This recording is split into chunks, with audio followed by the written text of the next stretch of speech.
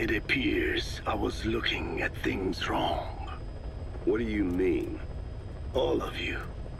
Until now, I had thought of your organization, Diamond Dogs, as a superorganism.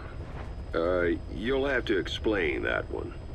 The term refers to a unit of eusocial insects like ants or bees. While made up of many individuals, they behave as though they are one organism, with the Queen as their nerve center. The close ties you share here reminded me of that. Well, the boss's efforts do pull us all together. I was not finished. I'm speaking in terms of homogeneity. You come from all walks of life, do you not? Many races and tongues, talents and pasts, complementing each other, influencing each other, making Diamond Dogs the unique group that it is. Of course. We have no use for mindless drones around here. Is that so? Then perhaps an organization like yours is a truer superorganism than the ants and bees. Meaning?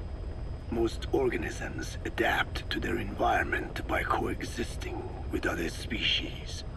Take the cow, for instance. Its rumen, the first stomach, contains an incredible number of bacteria, which digest the food it has consumed. Without their help, the cow could not break down the fiber in grasses. The cow has to outsource its means of survival to them. You don't say. Man is the same.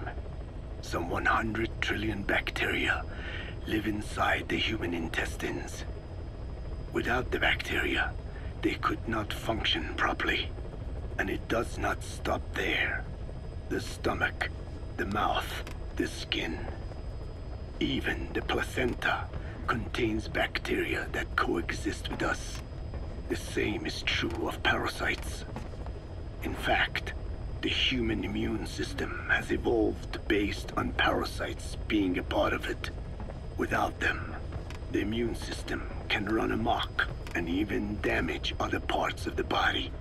This is all very interesting, but what does it have to do with Diamond Dogs? A harmonious superorganism is made up not of a group of homogeneous individuals, but of diverse individuals that complement each other. That is what I saw in your group here.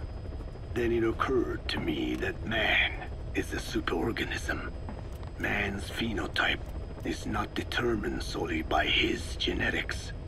Some say if you mapped the genomes of all bacteria in the human body, the result would be over 100 times bigger than the human genome. The sum of man's genome and those of the organisms he coexists with, call it a metagenome, creates the superorganism we know as a human being. Well, now that's quite a leap. You think so? Then try a broader perspective. If our world were a human body, you would be parasites. You make a living by doing the dirty work that the world powers cannot handle themselves. From their perspective, you are likely a nuisance. But without you, pus would build up around the world, and autotoxemia, self-poisoning, would follow. The world needs your kind. Thank goodness for that.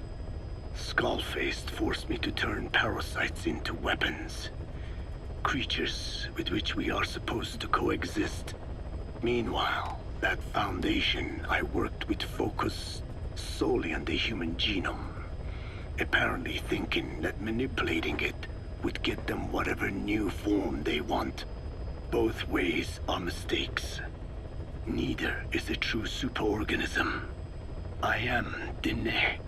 By speaking with those living inside me, we enhance one another and enjoy harmonious growth. Such was the original purpose of my research. You have made me remember this. Well, it's an honor. You can travel the world, but you won't find another place like this. If the whole world was like this base, I think the peoples of the world would bid farewell to fighting for good. Maybe that's what the boss wanted in the end.